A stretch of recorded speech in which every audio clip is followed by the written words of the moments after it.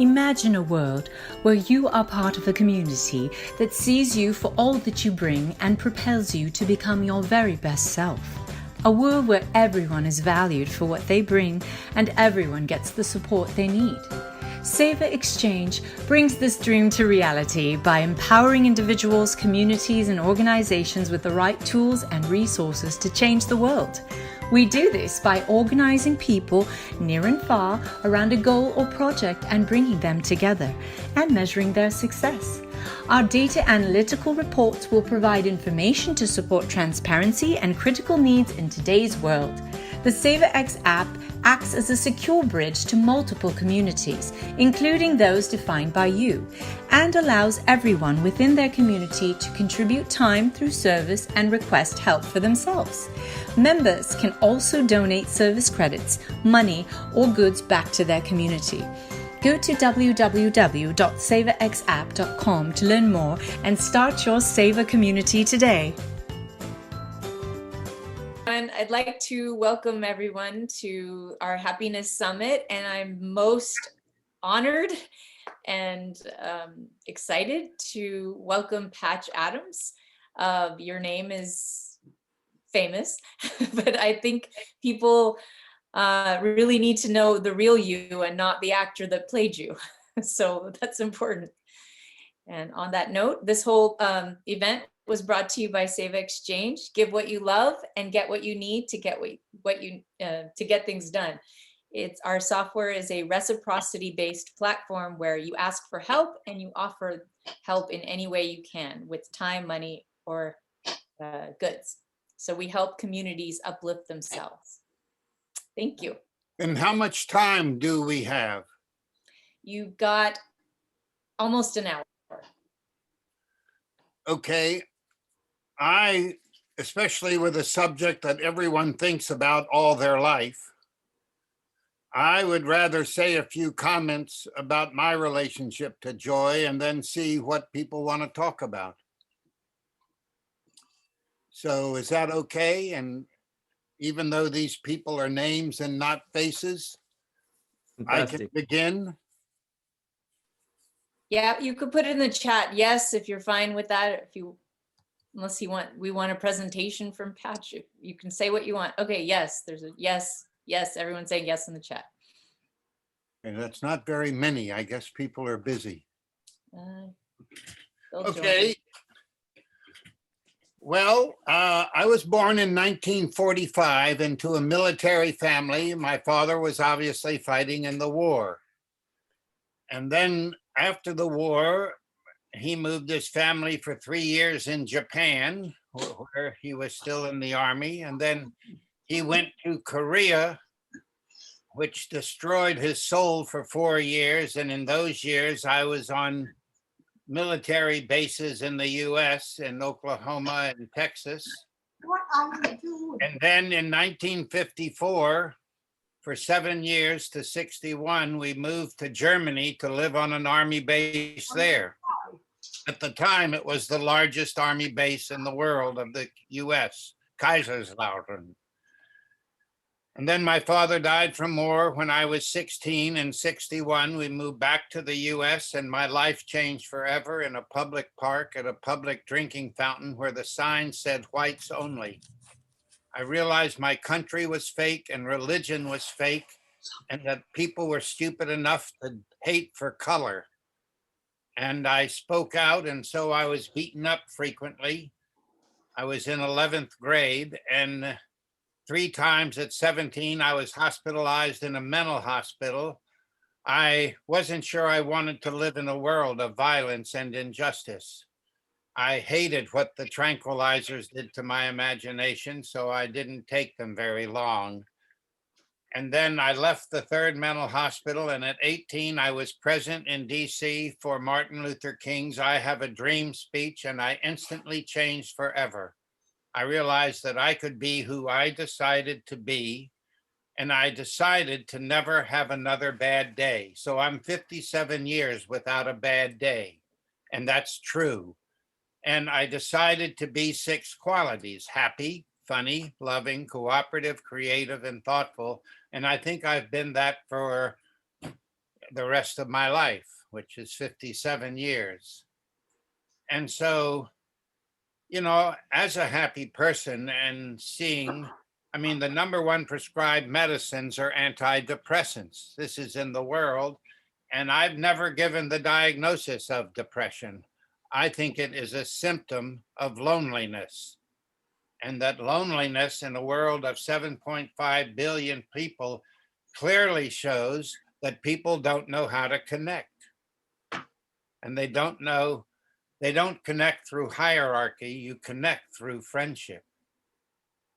And so in going out and living, I became interested in everything. I'm a person with probably 70 magazine subscriptions, and my library is 40,000 books of great literature. Most, Janice.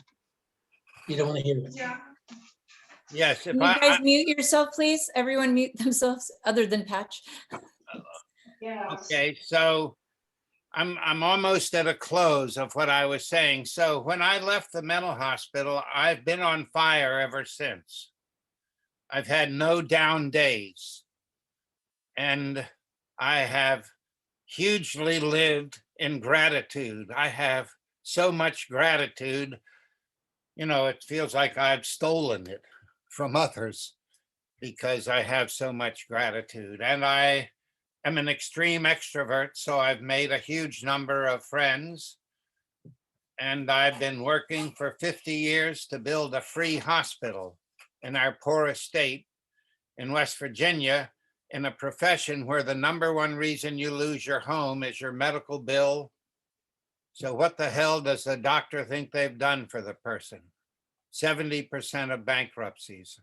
Our hospital, all the permanent staff will live there as a communal eco-village. We have 327 paradise acres in West Virginia. And so every one of the 120 staff will make the same salary, $400 a month. And let me just say that before COVID, we did a very radical example of our hospital from 71 to 83.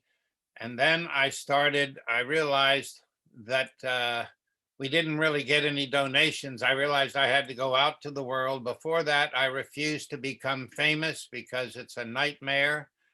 And yet I realized that that's what sells in the United States, especially. And so I became famous. The Patch Adams movie with my name on it was one of the most successful movies of all time, with one of, I would say, the world's favorite comedic actors playing me. And so for at least 30 years, I've been on the road 250 to 300 days a year, lecturing and performing in 82 countries and every state many times. And it wasn't until COVID that I actually got to stay at home and give my beloved Susan 2 to 3 weeks of staying at home in those 30 years I was on the road. So Yahoo to COVID and yum yum to great romance. So you can ask any question about happiness you want. I will tell you this, I never disliked a patient enough to give a psychiatric diagnosis or a psychiatric medicine, and I stand by that. If you don't ask questions, I might recite poetry because I know 4 hours by heart. I've got one question. It does seem, you were talking about depression, and it just seems ironic that the person who played you, died of suicide. So I don't want to make this about depression and suicide, but just a quick thought on that. And there may be other interpretations. Mm-hmm. You know, Robin is a beautiful person. He was an extreme introvert who was forced into extreme extroversion. And so I never thought he actually committed suicide, that he made a choice of enough and that he acted on that choice. And that a lot of people were hurt by it, but sometimes the next step is to kill yourself. I remember that step when I was 17. And I lived in his house 12 days. He's a beautiful man, but he couldn't go anywhere without people screaming, Robin, Robin, I love you. And for an extreme introvert, that's a nightmare. How does one Question? get out of that feeling, like you said when you were 17? So like telling the rest of us how can Okay.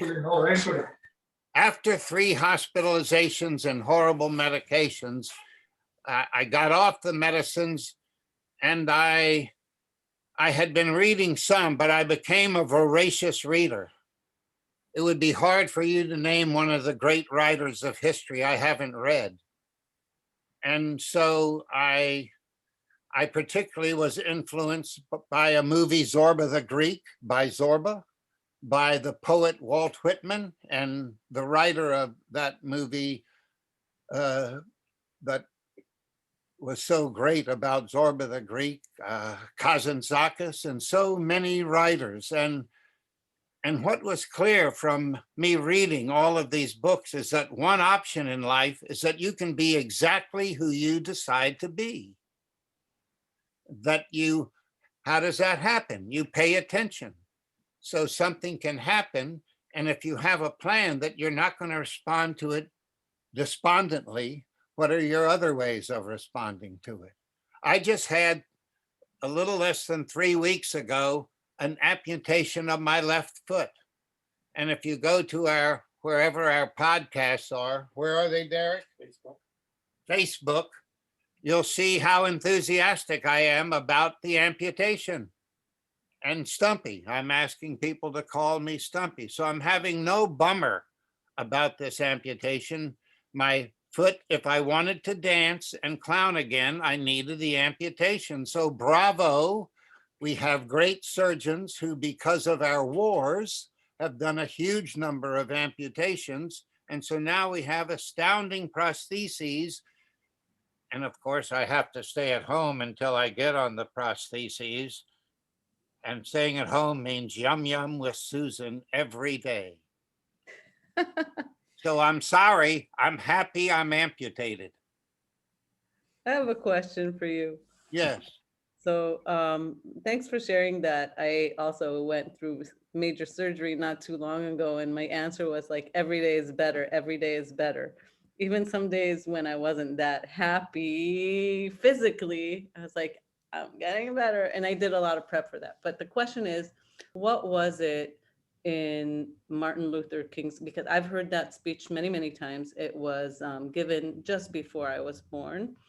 And what was it about that like kicked you off into really knowing that you can be who you want to be?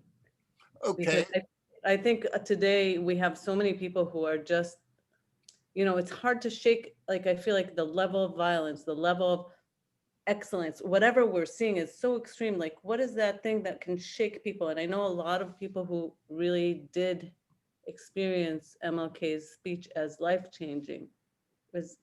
So for you specifically, I'm super curious. Okay, let's set the scene for it. Okay, it was the 50s. And racial hatred was common and everyday. For color, how does anyone hate for color? It's like no intelligence. I mean, if a person is a murderer and you want to hate a murderer, you can do that. But to hate for color has absolutely nothing in it but your own personal decision. And I was in the South, and my mother's background was First Family of Virginia. So they've known owning slaves and all of that. My mom was not a racist. And it was not so much from intention. She just became a lovely human being when she grew up. I never saw her angry. And so as soon as I saw this sign that said, whites only, it was wrong. I couldn't actually think of anything that was more wrong. Are you understanding what I'm saying? That if you are a thinker and not a go along with her, then I saw that, and it wasn't long before I started to see this black hatred all over the place. And then if you study World War II, which because of my military background, you heard of Jewish hatred. So if you're a believer, it doesn't matter what kind of a believer, if you're a believer, you're fried. And there, when one decides to use their mind thoughtfully, you start to see a lot of things that, how is it that we live in a world where a billionaire thinks they want to keep their $1 billion and we let them? That it's great to have it. What are you going to do with it to help humanity? I mean, right now, nothing I study says there will be humans in 100 years. We will be extinct. Nothing I study really gives me a thought. I don't think it's too late. And that's why I'm speaking a lot about it, because it probably will be too late within 10 years. So this racial hatred. So I was in Virginia in an all-white school, and I can't say the N-word. You understand that? I can't say it. It means so much ugliness that I can't say it. So I wept and wept and wept around it. It was everywhere in the 50s. And I first flipped out. And then it was then that I started to realize, through, again, great literature and ideas, that one option in life is that you can be exactly who you decide to be. That you don't have to be influenced by any media. You don't have to be influenced by any bigotry. You can be it. And it was easy to see that most all of violence of history was masculine, that my gender was hierarchical, and it was really the feminine that was calling for equality, their own and everybody else's. Women in the world, I don't know if you know, when did women get the right to vote in the world? 1893. So men weren't even smart enough before then to have women as fellow citizens.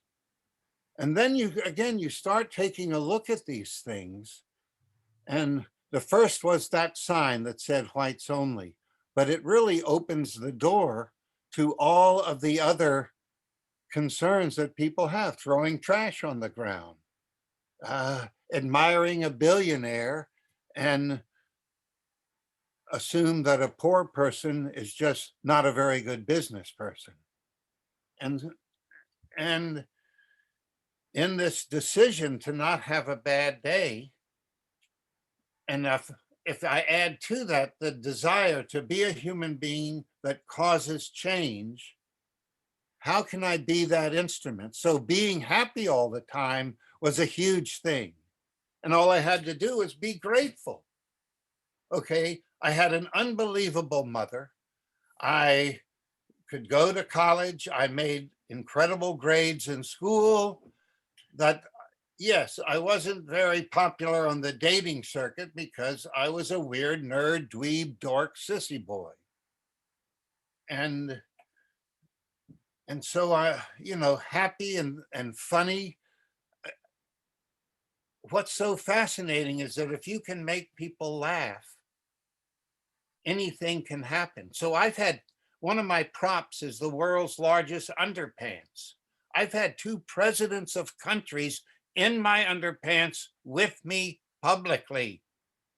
Who gets to do that? I'll bet you I'm the only one that puts presidents in their underpants. And, if you just get a pair of tidy whities and wear it on your head for a week, it'll keep your head warm, and you will see that people start to laugh. And as soon as they're laughing, there's a vulnerability in the atmosphere towards fun. Happy, funny, loving. Is it strange to you that not one public school in the world teaches 1 hour K through 12 on loving? What would we be like if it was 1 hour a day, 5 days a week, K through 12? Because mathematics is there. And who's been cuddly with division and multiplication? So the loving thing, I had a loving mother. I never saw her not loving. I had a father who sat in a chair drinking and smoking cigarettes. And what was interesting is that I actually never saw him drunk. I think he was trying to forget the memories because he remembers a grenade being thrown in a context where it was he and his closest friend, and his friend buried it in his stomach to save his life. And he died wondering why he didn't do it. And so, you start listening to stories at the Martin Luther King speech in Washington. There were hundreds of thousands of people there, and not all Black people, all kinds of people. I have a dream. So I ended up with the same damn dream. A world where we're living in peace and harmony. We have to wake up to climate change or goodbye, great, great grandchildren. And, cooperative was how it can happen. That nuclear family was the worst decision in history it probably doesn't work in more than 10% of nuclear families. If my initial interview as a family doctor was 4 hours long, so I found out whether or not a couple was compatible with each other. And not very many were. About 10% was my figure. So this cooperation, so the first thing I did really was to start a commune where 20 adults and their children moved into a large 6-bedroom house and said we were a hospital with 500 to 1,000 people in our home each month with 5 to 50 overnight guests a night. Grab hold of that one. So interaction was what we were about. And I loved it. Okay. It wasn't one person, it wasn't forcing the woman to do the dishes or the cooking. We were very egalitarian. So it was equality, the exploration of living through equality. And it's why the hospital design now is to design 120 to live at the hospital and live together. And funny, loving, cooperative, creative. Let me tell you my theory about mental health. Mental health comes from an engagement of tribal life, which is a circle of friends in modern vernacular, a circle of friends, an embrace, a full embrace of nature, and a full embrace in the arts. And I've been shocked how few people actually are connected to nature. The closest they get is with a pet or a garden. And the arts, a huge number of people can't name a living writer in the world. And so I think mental illness is a consequence of a loss of tribal life, unconnected to nature and unconnected to the arts. And so, let's see, so cooperative, creative, and thoughtful. Now, thoughtful, one might want to think that every human with our size brain is thoughtful. I found very few thoughtful people who were thinkers. You can actually go now to a restaurant and both the people are on a smartphone. I think the smartphone and computer have made young people dangerously stupid. And I've actually not found any disagreement, however often I mention it, because other people are going, yeah, you're right there, Patch. So be a thinker, make your decisions. So the reason I would never go into the military is I'm not going to hurt another person. I'm not going to do violence.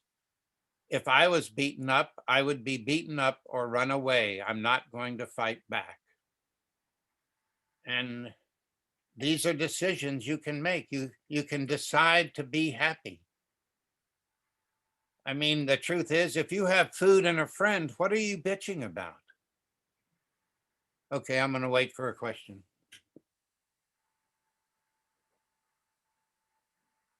You don't have to like anything I'm saying. I'm just going to say you just said something really important. If you have food and a friend, and I think that's a big problem for a lot of people right now in the world, that they're displaced, and you're talking about this. I mean, all the people who are refugees right now, and they're thinking of where their next meal is coming, where their shelter is coming. Like, just makes me think. That's it. Right. And you probably heard me say that in my 4-hour interviews with people, most people were lonely, even though they were married or had children or those things. So food and a friend is a great direction, and they're both practically free. I mean, if you have a bunch of friends, you can eat at a different friend's house every night. Yeah. All you have to do is be slightly entertaining so that they're thrilled to have you back. You do the dishes. You offer to make your famous lemon meringue pie. Is that okay? Dinah? Okay. Okay, I'm staring at these faces here. No, Alfredo, would you have a question? Actually, Katrine can ask. Go ahead. I'm from Peru. I speak Spanish, a little English, but Catherine will make the question, please. Yo soy maestro de karate I'm a karate master, y el 80 o 90% de mis alumnos están conmigo más de 15 años. and about 80% of my students have been with me over 15 years. He visto tanto en mis hijos como en los alumnos, digamos, de la escuela, And I've seen the same in my children and my students, que hay dos opciones. that there are always two options. De que los padres que me siguen, digamos, y son miembros de la escuela, Parents who follow me and they follow the school, escogen uno de los caminos, they choose one of those two paths. que es cuando, digamos, los niños que están en la escuela, viene la opción de escoger diferentes tipos de deportes extracurriculares. When the students come to school, they always have an option to choose different extracurricular activities and sports activities. Y una de las opciones que escogen, lamentablemente, en su mayoría, And one of the options that most of them choose, no solo en Perú, sino veo en el mundo, not only in Peru, but in the rest of the world, es que cuando el niño está participando en una actividad y viene con una excusa o que dice que está aburrido, and when a child is participating in an activity, but then says that I'm bored or has an excuse not to participate, desisten. Dejan de and participar. so they decide to drop out and they don't participate. Y vuelve a ocurrir lo mismo siempre. And it continues with different activities. Y al final, And at the end, cuando son adultos, when they are adults, se convierten en personas de muchos oficios, pero no maestros de algo. and they become people who have done different things, but they haven't specialized in anything. Y los que me siguen mayormente, que es lo que he podido ver, And those who follow me, mostly, les enseñan a sus hijos en la primera etapa de la experiencia They teach to their children from the beginning a luchar contra sus miedos, to fight against their fears, no buscar excusas, not looking excuses, buscar descubrir la perseverancia and find perseverance y gozar de los resultados de la perseverancia. and enjoy the fruits of perseverance. Y eso los marca positivamente And this changes them or marks them positively.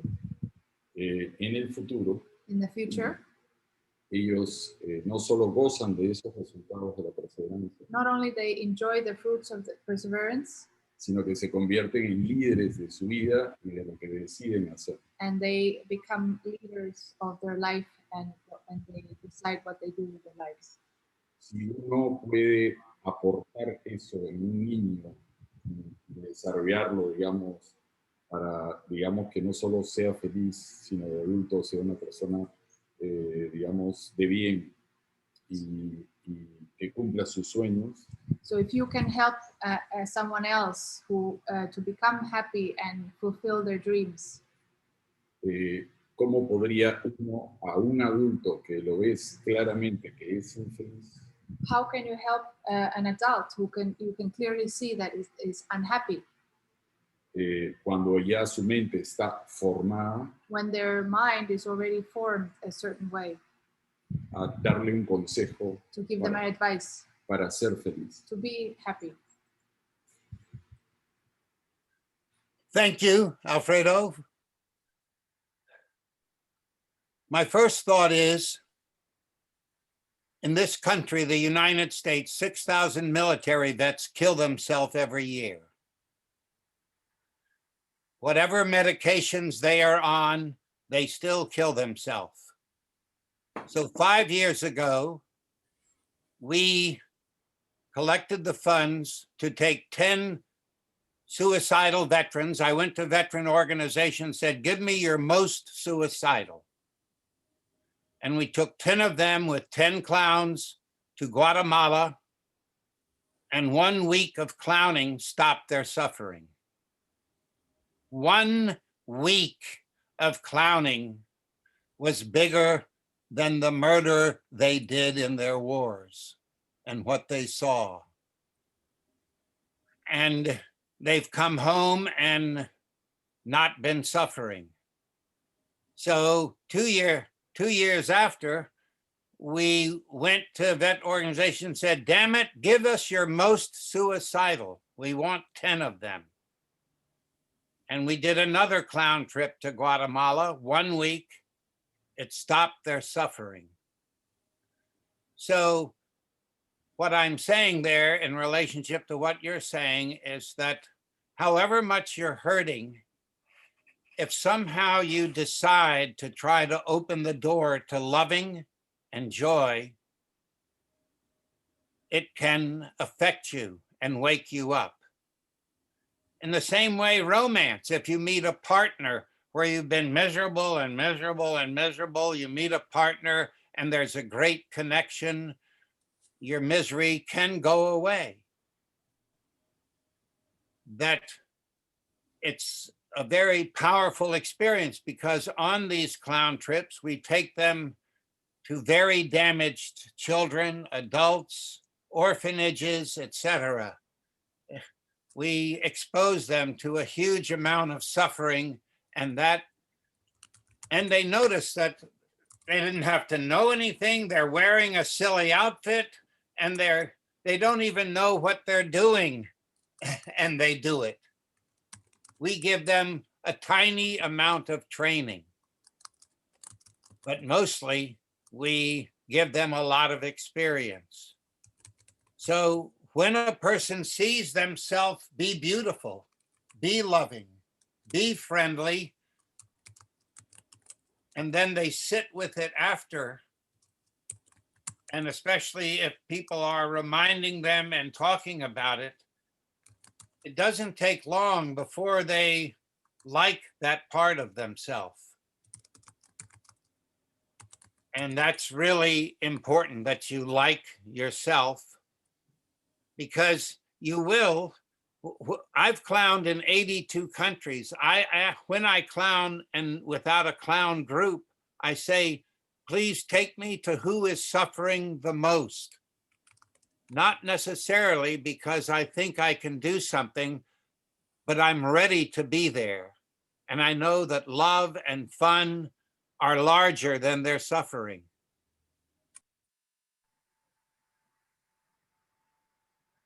And when we were doctoring in that 12-year experiment and had 20 adults and our children living in a 6-bedroom house and 500 to 1,000 people in our home each month, in a way, I, as a doctor, could take who's coming there as a patient and is sad and lonely. I can assign them 3 friends that won't leave their company and play with them. And there was people ended up calling us the Zanies because we were zany. If you don't know the word, look it up in the dictionary, zany. It's foolishness. Alfredo, does that help you understand? Sí, I'm very appreciate, ¿no? Thank you very much. Pero recuerdo algo. This makes him remind of something. En un colegio reunieron a todos los niños que estaban mal de conducta. In one high school, they brought together children who were behaving badly. Y convocaron a los padres de familia. And they invited their parents to join. Y a los niños. And the children. Y el punto de parte del colegio era, estos niños realmente necesitan ser medicados. And the position of the school administration was that these children need medication. Y los padres coincidían en lo mismo. And the parents agreed. Y el psicólogo and the psychologist le dijo, los niños vayan al recreo. They told the children to go to the playground. Ustedes son los que necesitan atención. And that the parents need attention. Cuando ustedes deciden cambiar when the parents decide to change y aceptar que estos niños son sanos y extraordinarios, and accept that those children are healthy and extraordinary, ellos van a estar felices y ustedes también. The children will be happy and so will you. O sea que ahora váyanse al recreo a jugar con sus niños. So now, please, parents, go to the playground and play with your kids, so you all can be healthy. You know this American expression, duh, which means, of course. Es la decisión de uno, ¿no? So one has to decide to have that mentality. Right, and it is the job of the healer to introduce them to love, to introduce them to joy, and to see how much they love it. Because these veterans loved it. They loved relieving someone else's pain. And they noticed when they relieved someone else's pain that it released their own.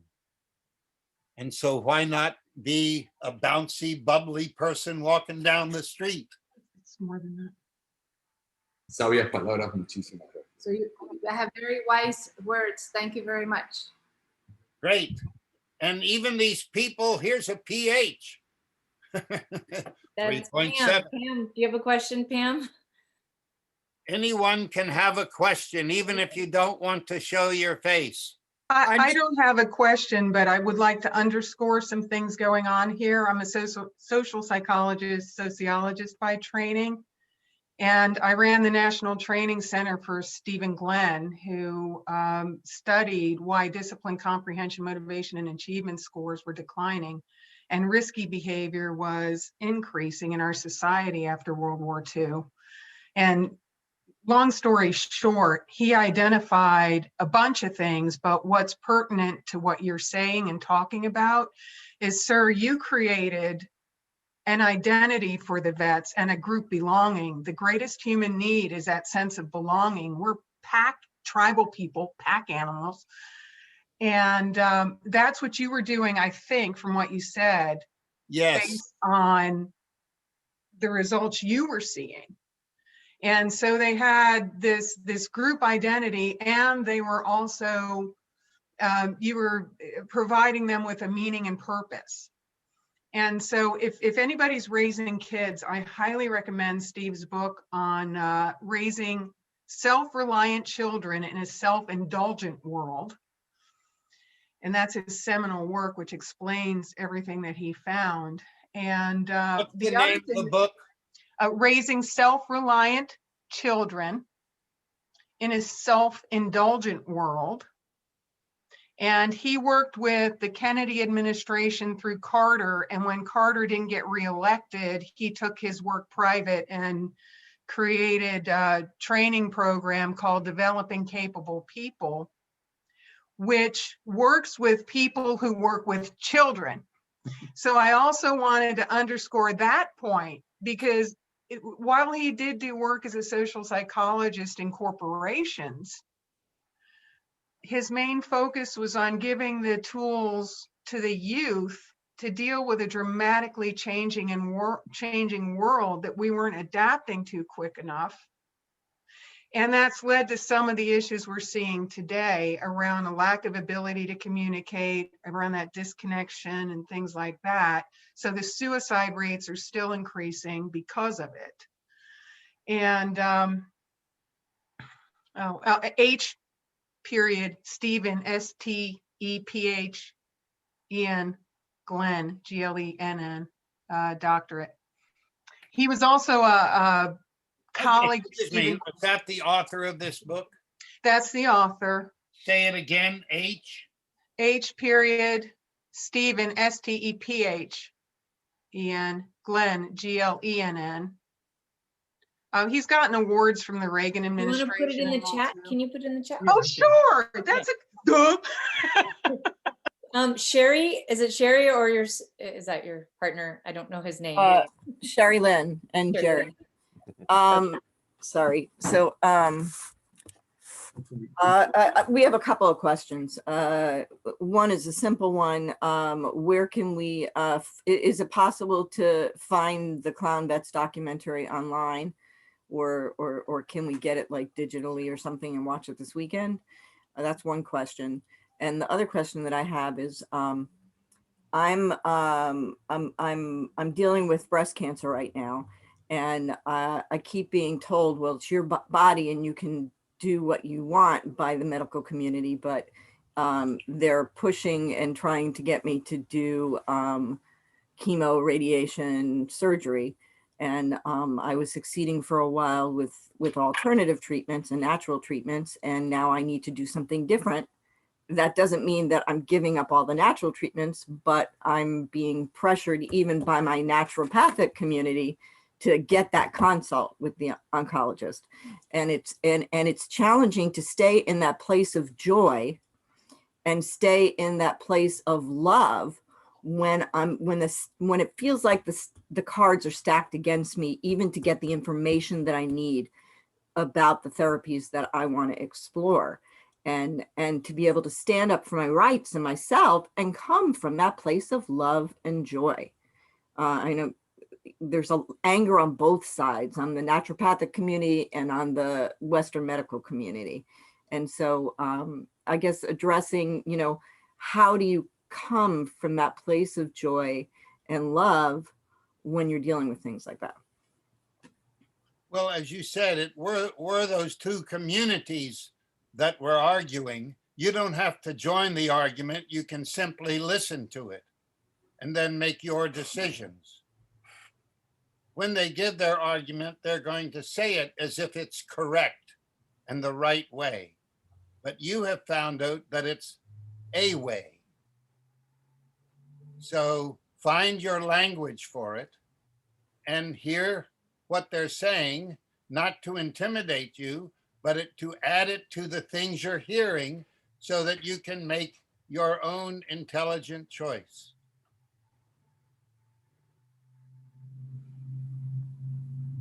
And the first thing you said was Was it? The Clown Vets video.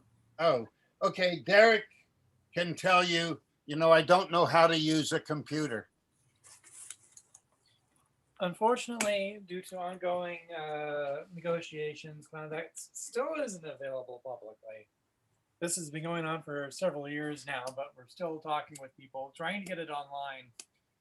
But we're still working on it. How about Clowning in Kabul, we can. What about purchasing it digitally? I would write to me, Derek at patchadams.org. Let's connect. How do you spell that? Of course.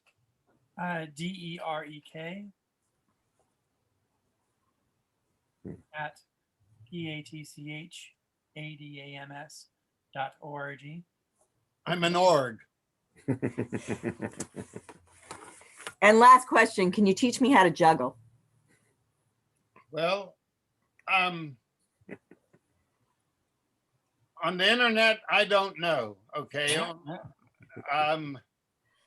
It's but I taught at Wavy Gravy Circus Camp for 25 years. That was children. And you get really good at throwing one ball to each hand. And then you get really good at throwing two balls, one in each hand. You throw this one up. When you see it at the peak, you throw this one up and catch that one. And then you catch this one. And then when you do that well, you put two balls in one hand, one ball in the other. The hand with two balls, you throw one up. And when you see it up there, that means empty this hand.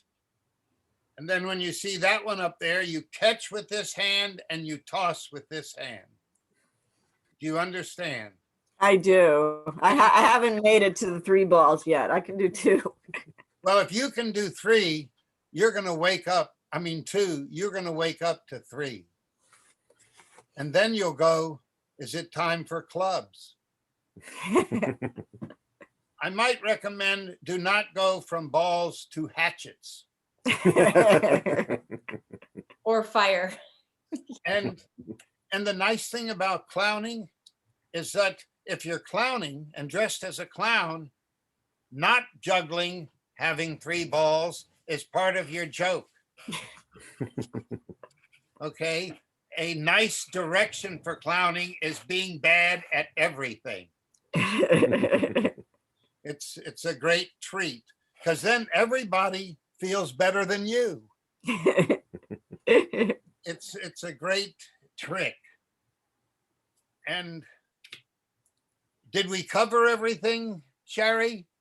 Sherry Lynn, yes. Thank you very much, Patch. You prefer Sherry Lynn? Yes. Two names. Okay, great. Thank you for having both of them up. Thanks. Anyone else who's just joined or itching for a question, speak now or forever hold your peace? No.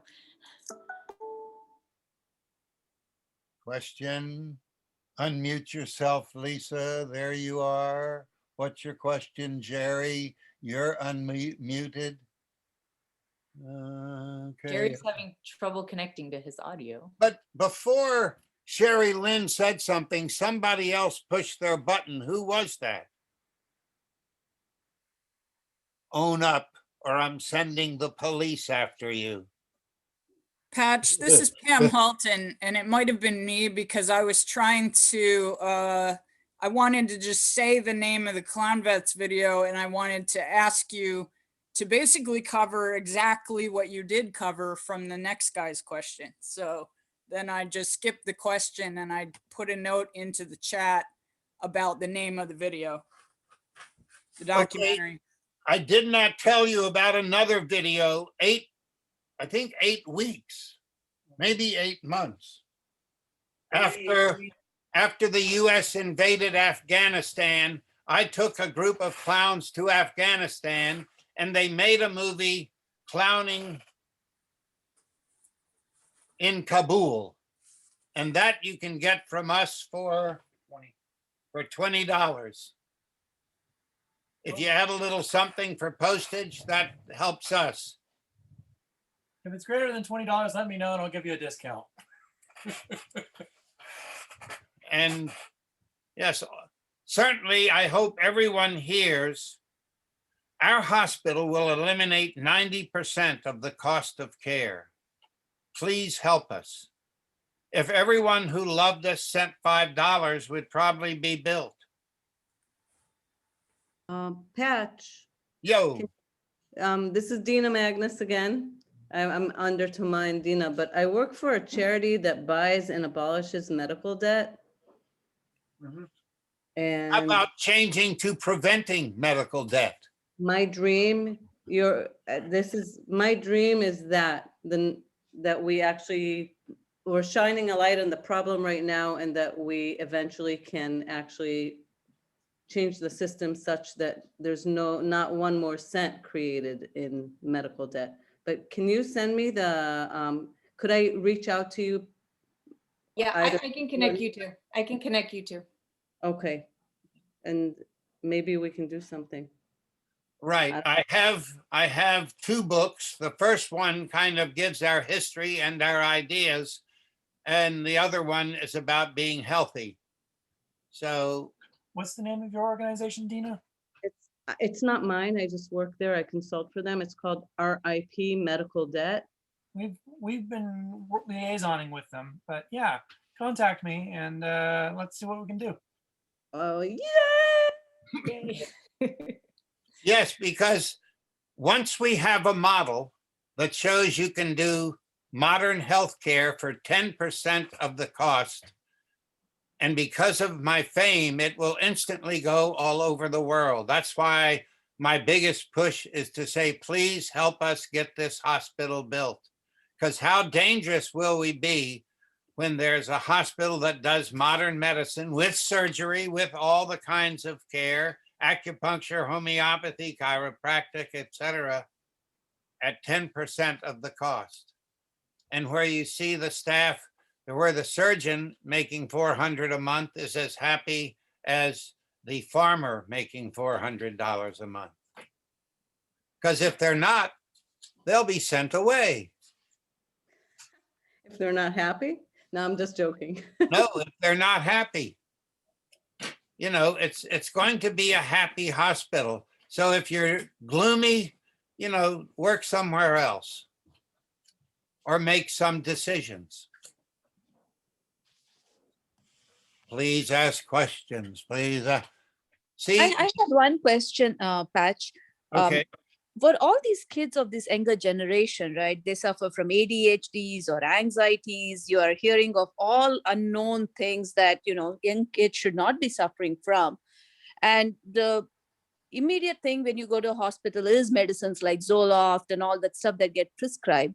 What advice would you give kids to, you know, to counter these issues? And, you know, any advice you can give the kids would be great. Well, first advice is to the parents, and that is be loving parents. Be an example. Don't watch TV. Maybe even don't have a TV in the house. And become interesting in your own behavior. You can take them camping. You can get them interested in any kind of artistic expression, from batik to dyeing clothes to whatever. And so that it is the parents. And then you can start fighting for schools to teach loving, to teach joy, and that sort of thing. Or you can offer yourself a workshop or a club at school, at a particular school. Because if you're happy and playful and loving at home with your children, they'll say, Mom or Dad, why don't we teach this at school? So invade the school environment. I mean, and also become analytical about the state of where things are. We had a country where Trump was president. And if I can say, how fucked up is that? Then you can at least get a sense of where I'm coming from, that we're in such a damaged country that he actually almost won the second election. So a lot of people like him. And the idea that he was president is an embarrassment to the founding fathers. And I'm related to the John and John Quincy Adams. I'm related to those Massachusetts Adams. And so, you know, be an example. One, you can start your own school if you feel the schools are damaging your children, but it's just as valuable to take it into the damaged school. The teachers will appreciate it. Once you learn 3-ball juggling, right? Who's going to learn it after my class? Okay, not okay. So, and you know, be sparkly, eyes twinkly, sparkly face, love your life. If you have a meal, be really thankful you have a meal. Be really thankful you have a home, an apartment.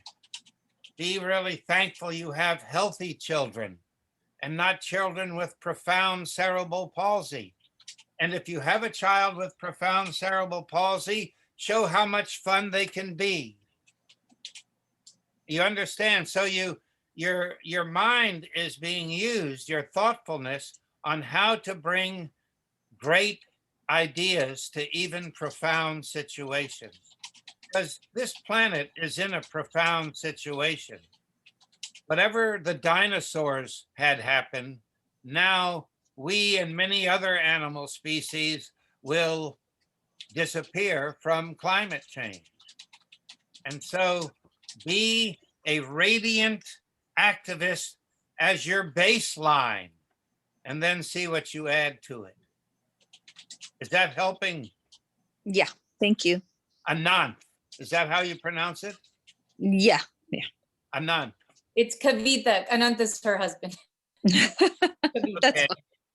So, I mean, we are all being called by Earth to be radiant, loving, playful human beings. I've been reading a book to my beloved Susan called Braiding Sweetgrass.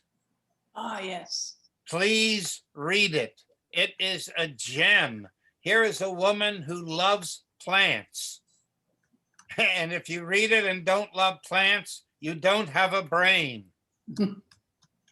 It's time to find your brain and to see it as a guide to every direction that you want to go. Another question, like a Richard question or a Lakshmi question or a Mark Taylor question or a Jerry. Mark Taylor Canfield is a journalist, so I know he has a question because journalists always do. Can we all go 1, 2, 3? What is Mark Taylor Canfield's question? Put him on the spot. So Patch, you've been doing this for a long time now. What do you think is the most important thing that people should be focusing on right now in terms of healthcare as a general issue in their lives and other people's lives? What are you thinking about the idea of healthcare these days and what people can do personally in their own lives to change the system the way it is? Because I've always believed, like you, that hospitals need to be a lot less austere and a lot less scientific and cold and a lot more warm and heartwarming and life-affirming. So what do you think we should be focusing on as we leave this meeting today? Help me create our hospital. You will not want to leave when you visit it. It's going to be that stimulating a natural, artistic community. So just with the few of us here, Patch, we can do it. I just know many of the people on the call. We could help you. And so, you know, a lot of I want you to really hear, Mark, it is a decision for who you are, in the same way that an exercise program is a decision. I'm going to do yoga. So I've done yoga, weightlifting, and aerobics for 45 years on a regular basis, so I can spread my legs apart and put my face to the floor. That's 1 in 10,000 men. It took me 5 years. I wanted it, so no trouble. I did it. And in the same way, whatever exercise program you decide on, aerobics, joint flexibility, and your wind, that if you don't have an exercise program, it's hard to wonder what part of the animal kingdom you're from, because we primates, we swung in the trees. We are primates. We are group people. So get a group of friends, have an exercise program, and then have projects that you like them so much you weep. you love. So I've worked 50 years, Mark, on building a hospital that you would want to work in as soon as you saw it operating. It will be an art gallery. It will have dances probably every day. And we have 3 waterfalls, a 4-acre lake, a mountain of hardwood trees as the natural background. We will have extensive farming that whoever goes there will find people very quickly that they connect with. Because 120 people will live there. There'll probably be rooms, at least rooms for 30 or 40 guests, and it'll have 40 patients. And so imagine how many people I've collected over these 50 years that would come there part-time and do whatever their artistic work was or their physical body work. Or so if you want a massage at our hospital, it's happening. County Public Library. Did anyone understand what was just said? We're out of time. Thank you, everyone. Thank you, Patch. So I Okay. will connect the right players since I seem to be the one who knows all sides. Feel free to write me a letter. You all, and Okay, thank remember, if you're Thank having you. a bad day, you're lying to yourself. Thanks, Pat. You rock. Yeah. Thanks to Patch and Derek for being support for Patch. Everybody. Everybody. Oh, I can't do that. Okay, remember underwear on your head. And what's my name? Oh, wow. Wow. Stumpy. And It's just that a thong doesn't make a good mask, though. Have you seen that, Patch? yeah, the the women- thong, the mask. The thong on the, yeah, no. Well, my God, this was a maskless conference. Yes. And who's the person with you? I missed that. I'm sorry. Introduce yourself, Derek.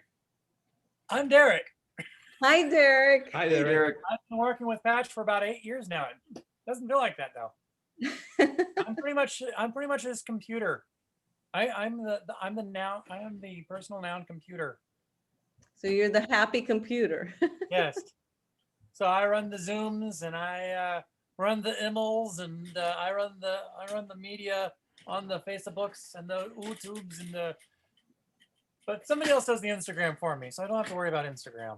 Was the lyric that Patch quoted at the beginning of the presentation from Fiddler on the Roof by any chance? Oh, I don't know. One moment. Sally, who left, was saying it was South Pacific. I thought it was The King and I. Ah, okay. Wait, you're saying Fiddler on the Roof? I have no clue, but I'm just guessing.